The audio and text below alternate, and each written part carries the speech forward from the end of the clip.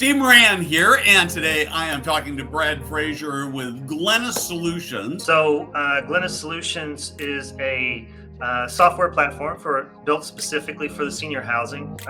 It was developed and utilized by Atria Senior Living over the last 15 years. About 4 or 5 years ago, or 3 years ago, we decided, you know what, it's a pretty good platform. Let's sell it to other operators. And so I, myself, and our CTO, Ali Saria, are leading the charge of, bringing this platform to the masses in senior living. So platform means a lot of things to people. It's almost become sort of a buzzword. That being said, it's really clear that platforms are almost always better than discrete systems that you got to bolt together. So tell me about what's in the platform, what's on the platform, what it does for operators.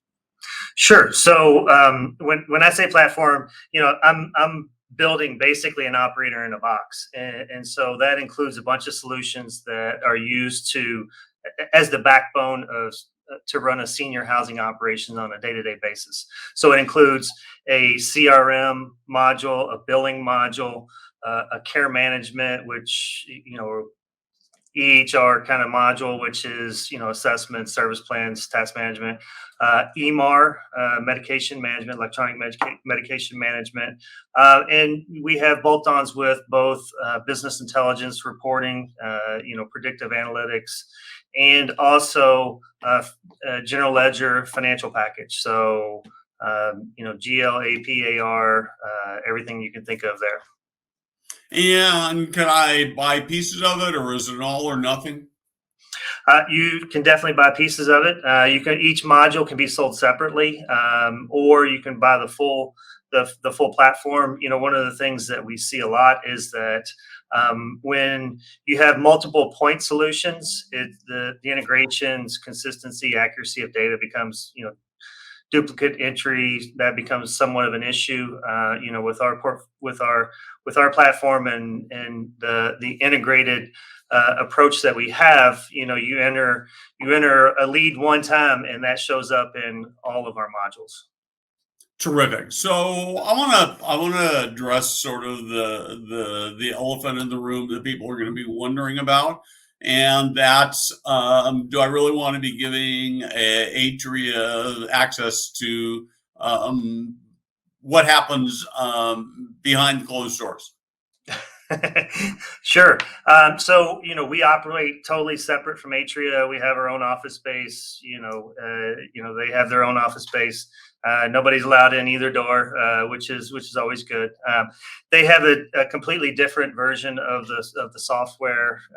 While all the functionality is the same, they've got some different functionality. So there's a complete firewall there, all the encryption, and we're in the cloud, they're on-prem, and so there's a lot of firewalls and separation between the two.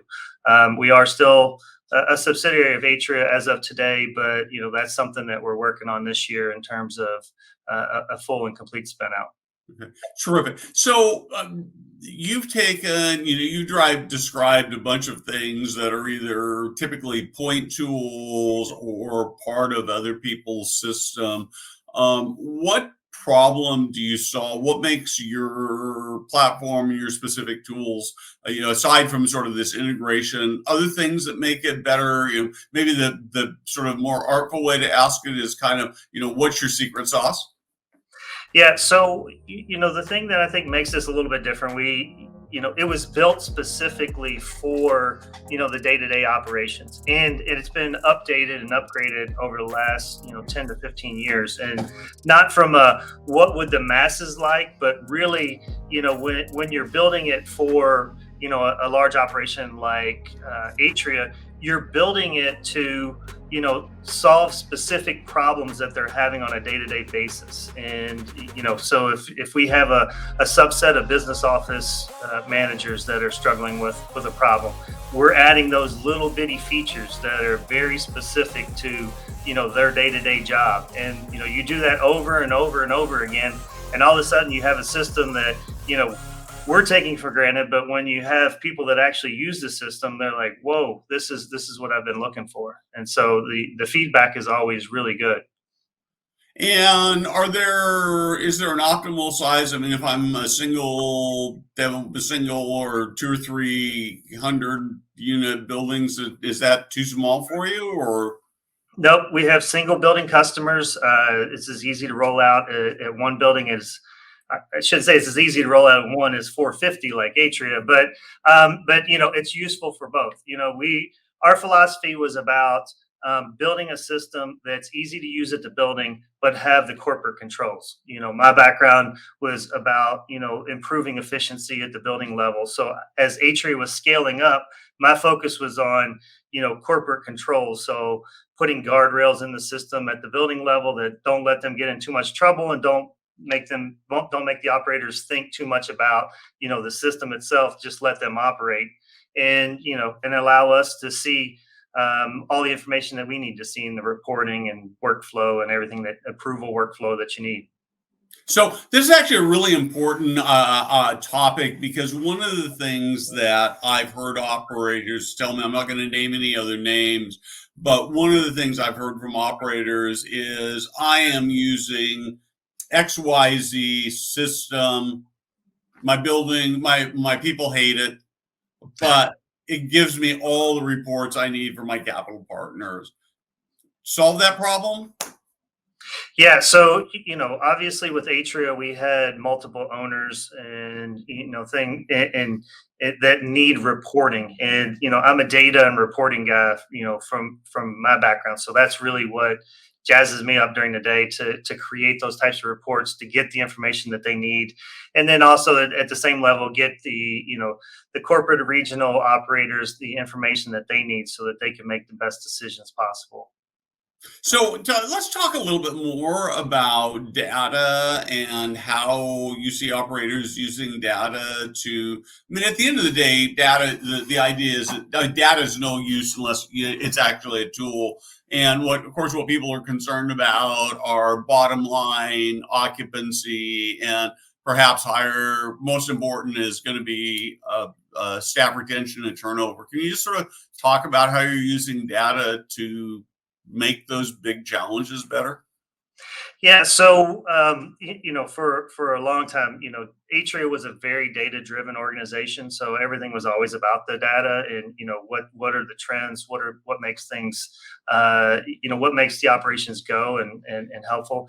And so we've brought that mentality to Glennis, and so really with our Glennis Insights tool, which is a business intelligence tool, it's really about having actionable data and actionable dashboards, not just having numbers on a page for the sake of having numbers, but what are the leading indicators that we should be focused on, and what drives you to the next step, and the answer that you're looking for in each of our modules. So we have multiple reports and dashboards for sales, for billing, for revenue management, for care management, and medication management, so that you're getting the outcomes that you need and making the decisions that the system has helped driving you to. So when you look at companies that have non-Atria companies, obviously, that have started using your platform, can you talk to me a little bit about what their primary drivers are to walk away from something else and come to you? What are the headaches that you're solving that they weren't getting solved in other places?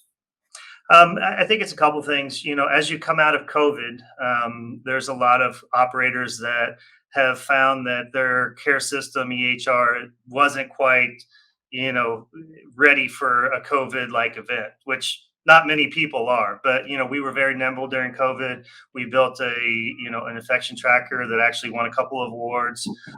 That was very robust, but and now can be used to track the flu and other GI things that are normal.